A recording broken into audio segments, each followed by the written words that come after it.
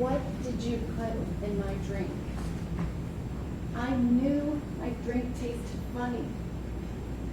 You did this because you didn't want to faith. Those are a few of Jade Benning's last words, heard by her very best friend, Jade Jackson. Words that she heard spoken to Blaise Taylor over the phone 20 minutes before EMTs would find Jade Benning pulseless. EMTs found Jade Benning face down, laying across her bed, not in her bed, across her bed, face down. She was pulseless. When they found Jade Benning, she had this pink, frothy liquid around her mouth, like a spit up. And the area where she had been face down on her comforter, it had that same pink spit up vomit on it. The EMTs did not even know that Jade Benning was 5 months pregnant. They rushed Jade Benning to Vanderbilt Hospital, and when she arrived at the ER, Jade Benning was dead. You will hear evidence and testimony this week that none of the treatment team at Vanderbilt's emergency room had that night of February 25th, 2023, just after 10 p.m. when Jade Benning came to their emergency department.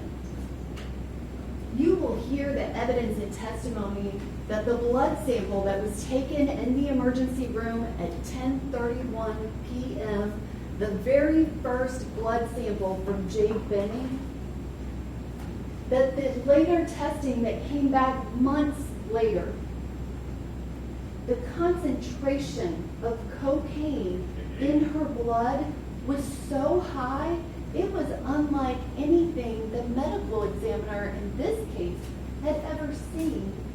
But it was higher than anything the entire medical examiner's office had seen.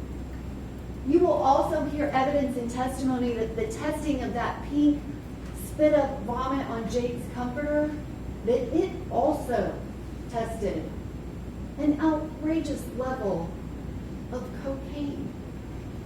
You will hear evidence and testimony from multiple different experts that the physical evidence in this case shows that Jade Benning orally ingested cocaine that had been dissolved in a liquid. You will also hear that Jade Benning was drinking a pink drink that night. Before any of those events happened, Jade Benning was a young 24-year-old, about to turn 25, young woman who was very happy to be 5 months pregnant. Jade Benning was not from the Nashville area. She's from Arkansas. She grew up there with her mom, Bridget, her stepdad, Lynn. That's where she met her very best friend, Jade Jackson, when she was just 6 years old. Jade went on to school. She was a competitive athlete growing up. She went on to school, but her dream was to be a chef. And she achieved that dream. She went to culinary school. She graduated. And Jade actually had family living in the Nashville area. Her stepmom and dad and her half-sister lived in the Nashville area, and her stepmom's brother owned a restaurant, and he hired her on as a chef. And she was so happy to be living her dream. She had a group of really close friends that worked with her at the restaurant. And that was early 2022. And then in August of 2022, Jade Benning's best friend, Jade Jackson, her very best friend growing up, moved to Nashville to go to school at Meharry.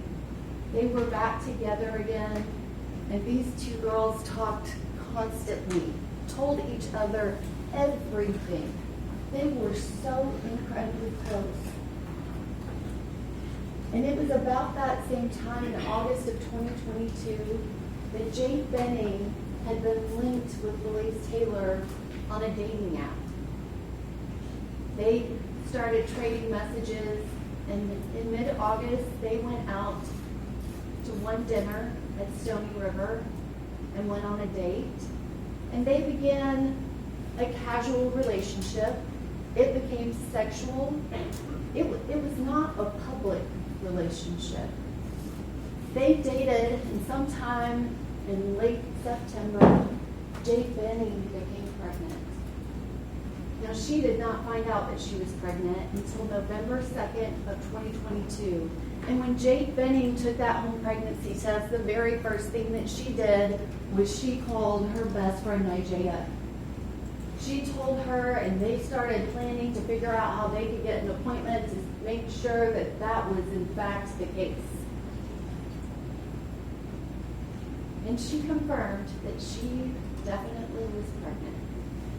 Jade Benning reached out to Blaise Taylor, told him that she needed to talk to him in person. And they talked. And then the next day they talked some more. Jade Benning reached out to her mom, Bridget, to her dad, Dennis. She told both of them. She talked to Nigeria a lot about it. She was happy. And on November 6th of 2022, she sent a message to Blaise Taylor confirming her choice to the ultimatum that he gave her. There were no more messages between them. Not any messages until New Year's Eve. Jade Benning went to her November 16th, 2022 ultrasound, and Blaise Taylor was not there with her.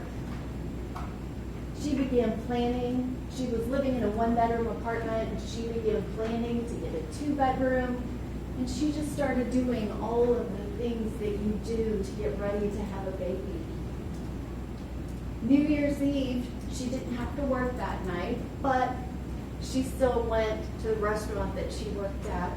She went with her dad and her stepmom, and they were there with everybody at the restaurant for New Year's Eve.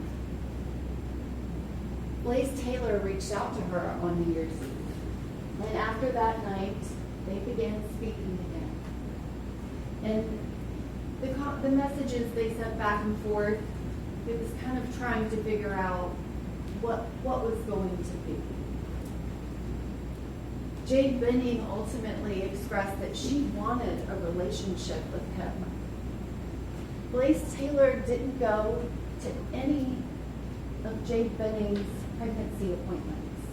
She had 3 in February before she died. He didn't go to the February 2nd appointment where she was going to find out if they were having a baby girl or a baby boy. She asked him to go, and he did not. The week before February 25th, 2023,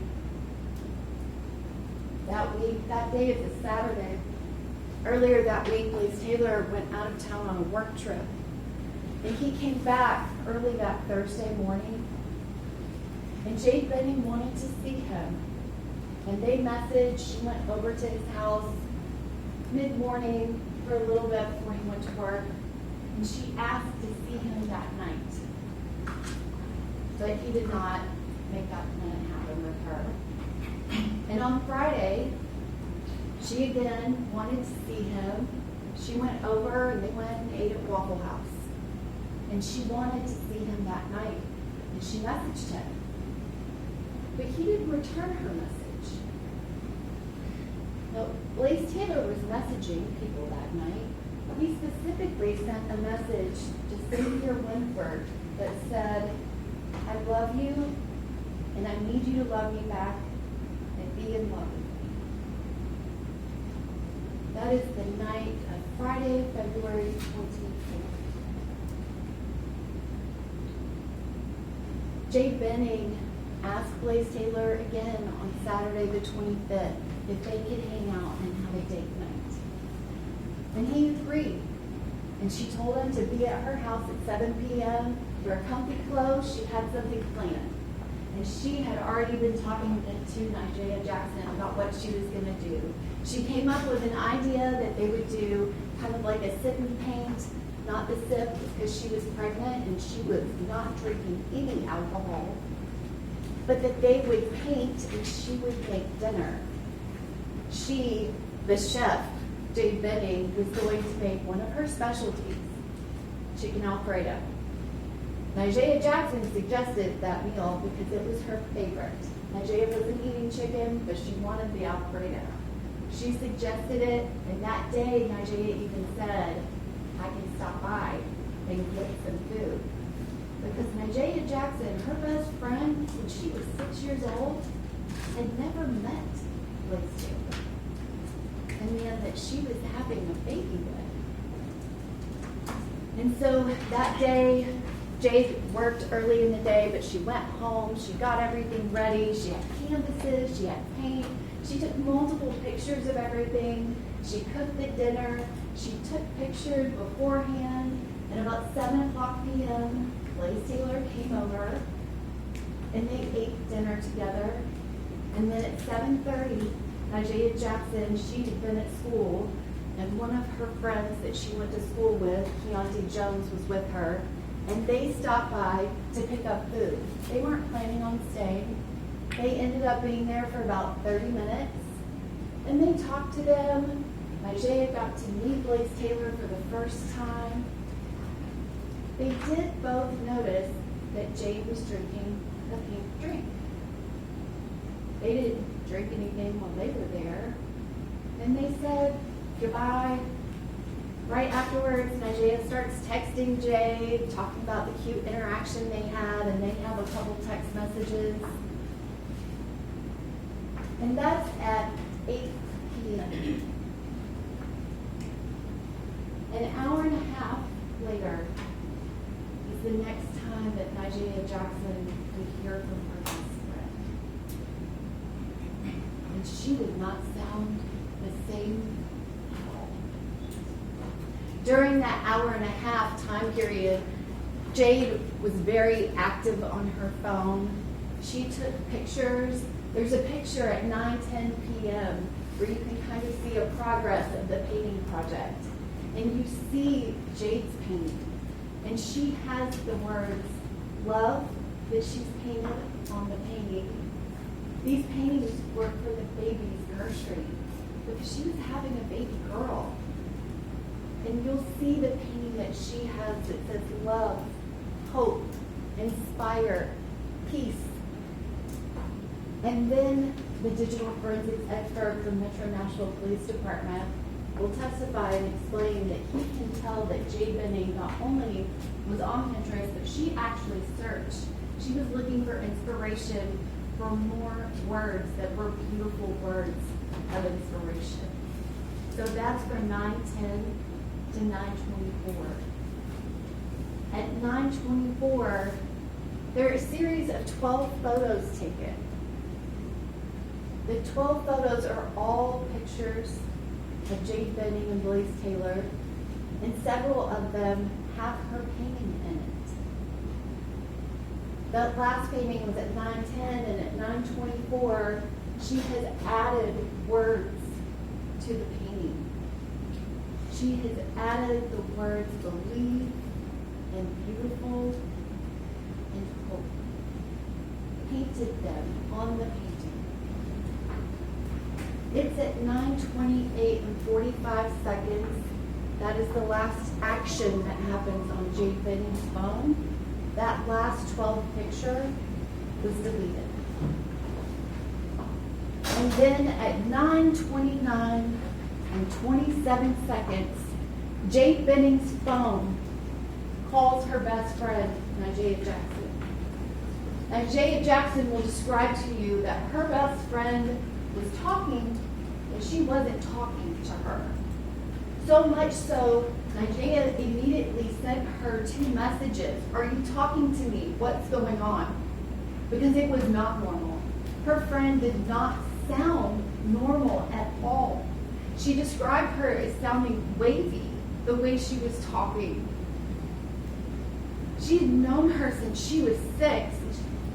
She knew it wasn't, I'm not feeling well, something like I feel sick. She described it that her friend sounded scared. Her friend was talking to Blaise Taylor, and Jade Benning said, "What did you do? I can't feel my legs. I can't walk straight. What did you put in my drink? I knew my drink tasted funny. What's in your hand? Show me. Show me your pocket. What did you put in my drink? I knew my drink tasted funny. You did this because you didn't want the baby." She was repeating, "What's in your hand?" At one point, he responded back to her, "Nothing." During this 6-minute and 9-second call, Jade Benning is screaming out to her friend who's not responding to her. She hears her friend say to Blaise Taylor, "You're scaring me." And his response was, "You're scaring me." After 6 minutes and 9 seconds, Jade's phone disconnected the call. Right before that call disconnected, Nigella, she was so confused as to what was going on. She merged her friend Keontae Jones into the call so that he could hear it. And at the end, Jade was trying to speak, but couldn't form words. He heard Jade, but couldn't make out anything that she was saying. That call began at 9:29 and 27 seconds. It was 6 minutes and 9 seconds long. At 9:50 p.m., EMT arrived at the patient, Jade Benning, and she was pulseless. Nigella Jackson sped to her best friend's condo, and when she got there, Jade Benning was already in the back of the ambulance. They would not let her in to see her friend. She started jumping up and down so she could see in the little window, and she saw her friend, who was gray. Nigella Jackson, she goes to Vanderbilt ER, and Blaise Taylor, he goes there too. He had called 911. She goes to Vanderbilt Hospital. She talks to the medical staff. She hears him talking to the medical staff, and he is not telling them what Jade said. She tells them what she heard her best friend say. The first officers arrive an hour later, and Officer Pfeiffer, he hasn't talked to Nigella Jackson yet. He approaches Blaise Taylor and asks him what happened. Another officer talks to him, and then a detective talks to him, and when he talks to all 3 of those people, the scenario he gives is Jade started feeling bad. She threw up. I called my dad. My dad told me to call 911, and then I called 911.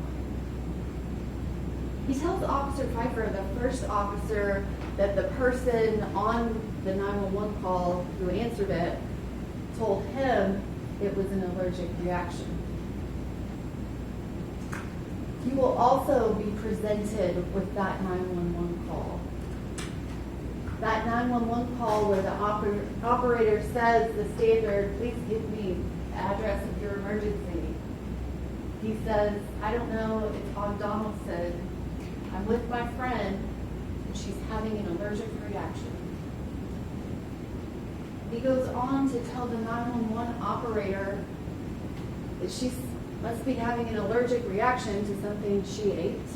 He doesn't tell the 911 operator anything about what Jade Benning said. 6 minutes and 25 seconds into that 911 call, which he called his dad, 45 seconds before he called 911. It was a 30-second phone call. Now that's several minutes after the call with Nigeria. Not a ton of time, but 2 to 3 minutes after that call ends. Places a call to his dad, 30-second call. He calls 911. But again, he's told all 3 people, he later tells, all 3 law enforcement. She grew up, I called my dad, I called 911. 6 minutes and 25 seconds into the 911 call, he tells them, I think she's thrown up. He never tells 911 that Jade Benning is his girlfriend. He never tells them she's pregnant. The doctors at Vanderbilt, they were able to return spontaneous circulation, which means they were able to get Jade's heart to beat again. But the damage that was done to her brain, she never regained any brain activity, and she was on life support. On March 6th of 2025, Jade Benning and her unborn baby girl on her 25th birthday, she was removed from life support. Dr. Erin Carney with the medical examiner's office, she performed the autopsy on Jade Benning and her unborn baby girl. Dr. Carney already knew about Jade Benning before she ever died. She had already been contacted about her case because it was very unusual. And on February 28th, 2023, she requested Jade's first blood sample, that it be retained and saved for testing. She performed the autopsy and she verified there was absolutely nothing wrong with Jade's baby. Had she remained alive, her pregnancy would have continued and she would have had a baby girl. Dr. Carney will testify and tell you that the cause of Jade Benning's death was acute cocaine toxicity, a level higher than anything she has ever seen in any overdose death.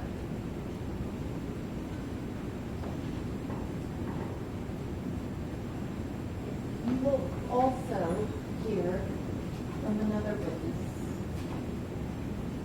Miss Apple Denny.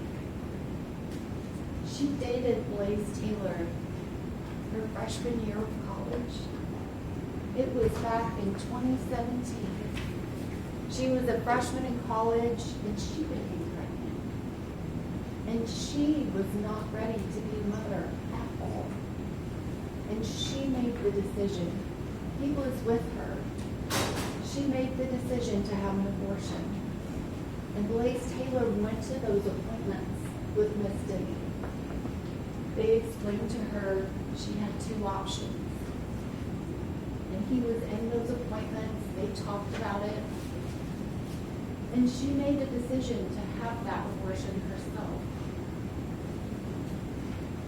Several months later, she will also describe to you a time when Blaise Taylor came to her in somewhat of a panic.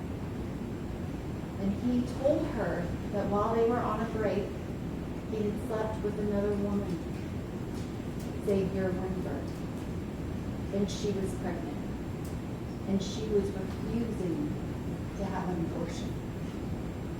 And Apple Denny will tell you that Blaise Taylor asked her if she would go to the abortion clinic and get the abortion pill so that he could put it in Xavier Winford's drink to cause an abortion without her knowing. Miss Denny told him no, and also told him that wasn't even possible.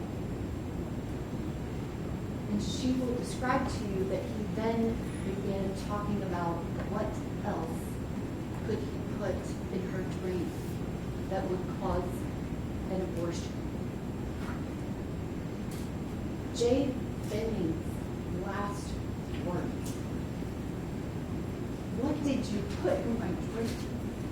I knew my drink tasted funny. You did this because you didn't want baby. After you have heard all of the evidence, we will ask you to return a verdict of guilty on all 4 counts of the indictment.